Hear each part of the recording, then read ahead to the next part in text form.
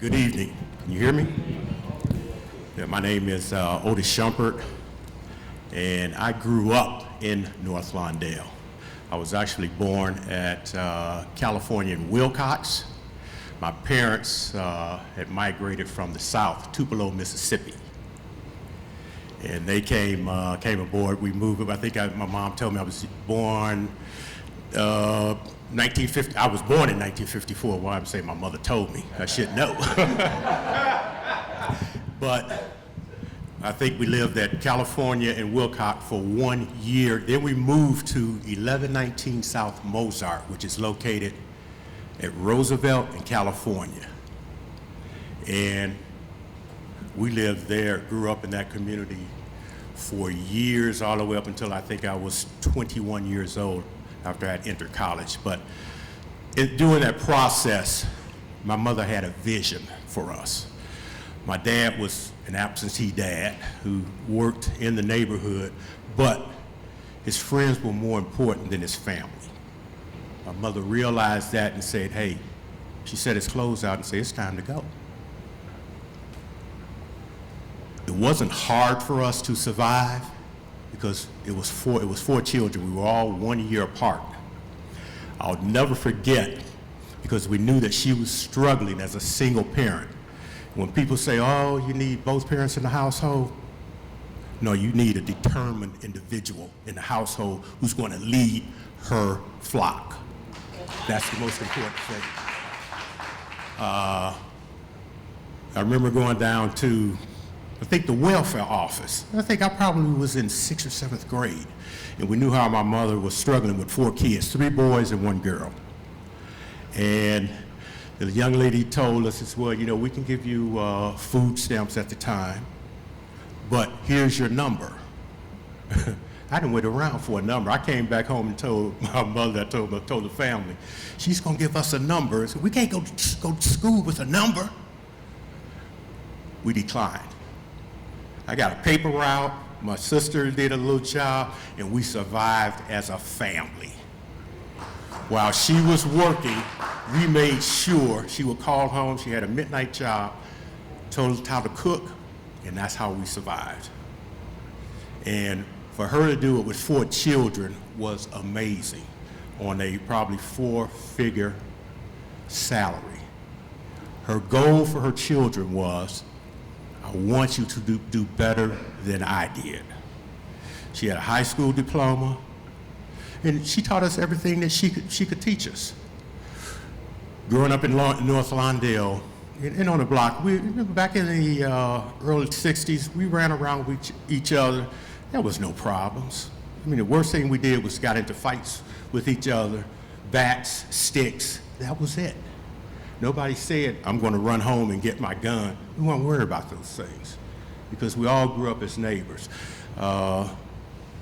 We stayed in a 3-story apartment. The neighbor on the 2nd floor, if she saw us get into some trouble, she was on it. And then when mother got home, she was on it again. So we had 2 parents, but everyone at that time watched out for each other. My mother's goal for us was, I want you to go to better schools. First school we started at was at St. Agatha there at Kizzy and Douglas. From St. Agatha, we went to St. Francis Cabrini at Sacramento and Polk, which is now defunct, it's closed down. From there, we went to Our Lady of Sorrows for 1 year. From there, we went to Holy Name Cathedral. We finished at Cathedral High School. She says, no, everyone has to do better. From Cathedral High School, we went across the street to Loyola University. At one point, all 4 of us was there at one time. This is a mother who had goals set for us. And she always told us, you can be anything you want to be. Just put your mind to it.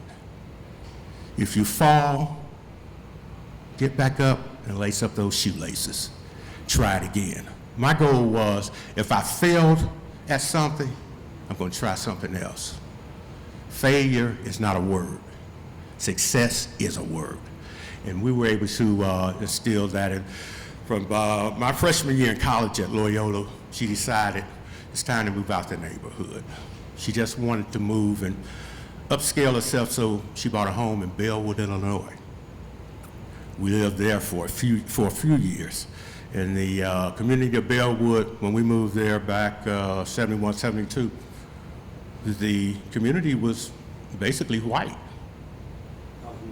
And a couple of the neighbors came out, and they were looking, they told, my parents told them, my mother says, you know what, we're a good family. You don't bother us, we won't bother you.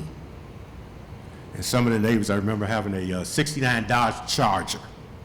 And I tried to do the tune-up, and I had the spark plugs going wrong. And my neighbor came out and says, no, I see what's wrong. Lifted up the hood, took care of it. Him and his wife were older. We would shovel the snow. She would bring apple pies to us. And I says, you know what? This is what life is supposed to be. You help me, I help you. But I don't want anything in return. This is life. From there, after going to Loyola University, there was an Irish family that offered me a job. I was working part-time at Northwestern University Institute of Psychiatry.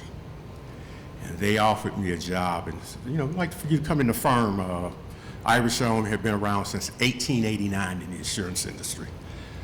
They saw something in me which I already knew I had, but I just needed the opportunity. Working at the Institute of Psychiatry at Northwestern, I made more money part-time than they offered me full-time. But I said, you know what? This is an opportunity. I need to make the best of this because I think this is going to get me to the direction I want to go. I always wanted to be a millionaire. I never did stop dreaming about being a millionaire because a lot of people used to tell me, you guys in your family, quit pipe dreaming. I'm like, hell, that's all I got. And I said, I'm gonna make the best of these pipe dreams.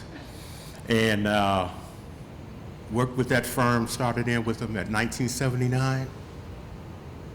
1996, I woke up one morning, I didn't even tell my wife. I woke up one morning and said, you know what, if you guys are gonna pay me this kind of money, what am I worth to go out on my own?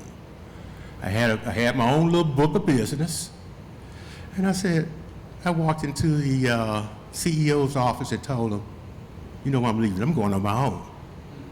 I had a house where I could work my book into. He says, okay, don't do anything for 2 years. It was a great decision that I made. The only problem was I didn't think about employment taxes, office space, rent, contents, desk, employees overseeing them. This was massive, but I had a little money that I had saved, so I used it. I remember I would tell my mother, says, I don't know how I'm gonna do this. I think I done made the worst decision of my life. She says, no, you can do it. I had the support of my other 3 siblings. No, you can do it. They used to call me John D. Rockefeller because I would pinch $1 till the Washington came off of it. That's how tight I was. And the family supported me, but not only did the family support me, I would go back on occasion to North Lawndale to see what my friends were doing. And it hurt me more than anything to see that they didn't rise up with me. And I told my mom, I said, you know what? It's hard to raise a village, but you did it. And she, like I said, she always wanted the best for us. And from there, when I went out on my own, I decided, you know what? It's not a bad decision. If I had to do it over again, no way. No way. I don't like laying off people. But when times got rough, I had to make decisions. But then too, when times got better, I always offered them a job. But the most important thing about it, when I left and went out on my own, I had an opportunity to watch my 4 sons grow up, which was priceless. No money in the world could have given me that. But I was able to watch them grow up. They know nothing about Lawndale. They read about the history that we tell them about it. But one thing in my heart, I never left my faith. I came back to St. Francis Cabrini until it closed. Then I went over to St. Agatha, Kizzy, and Douglas. And to this day, I still attend that parish. So it's always going to be there with my faith. So one of the things I can say is I've been truly blessed. As Mr. Lindsay was talking about the insurance industry, it's been very, very good to me. Life has been good to me. I've gone from North Lawndale, I've gone to Bellwood, I've gone to Chicago and Rush where I live. I moved there to Oak Park to raise my kids. And I said, you know what, I got some retirement money, I'm enjoying myself. Moved to River Forest. Start buying nice cars. And I'm gonna be, welcome to Chicago. I'm putting my antique car in the show, along with some other people. Thank you.